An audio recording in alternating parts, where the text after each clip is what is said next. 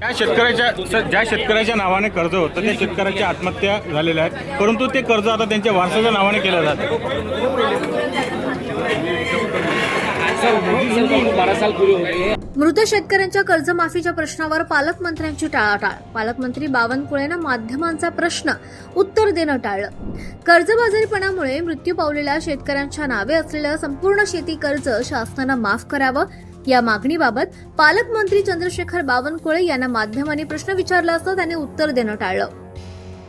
अमरावती येथील शासकीय कार्यक्रमानंतर पत्रकारांनी पालकमंत्र्यांना मृत शेतकऱ्यांच्या कुटुंबियांच्या समस्येबाबत विचारणा केली।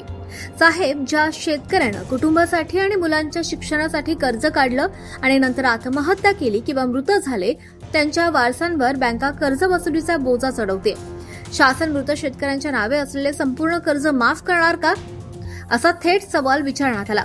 यावर पालकमंत्री बावनकुळे यांनी विषय बदलून शेतकऱ्यांसाठी राज्य शासनानं अनेक योजना राबवल्यात, महात्मा फुले कर्जमुक्ती योजनेचा लाभ दिलाय, शासन शेतकऱ्यांच्या पाठीशी आहे, असं सर्वसाधारण उत्तर दिलं।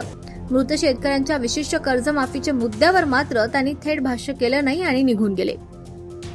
शेतकरी संघटनांनी यावर तीव्र नाराजी व्यक्त केली आहे। शेतकऱ्यांच्या कुटुंबियांची व्यथा जेव्हा पालकमंत्री ऐकायला तयारच नाहीये, तेव्हा त्यांना मदत तरी कशी मिळणार?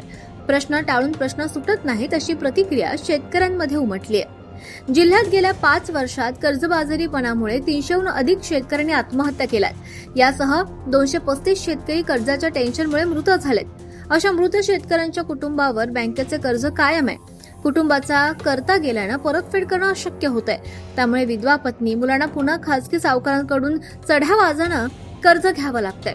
शेतकरी संघटनांनी मृत शेतकऱ्यांच्या नावे असलेलं पीक कर्ज, मुदत कर्ज आणि सर्व प्रकारचे शेती कर्ज 100% माफ करून 7/12 कोरा करण्याची मागणी केली आहे। मात्र या संवेदनशील मुद्द्यावर जिल्ह्याचे पालकमंत्री बोलण्यास तयार नसल्यानं शेतकऱ्यांमध्ये संतापाची लाट उसळली आहे।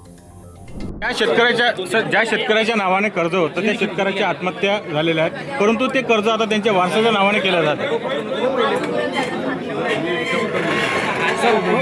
12 साल पूरे हो गए।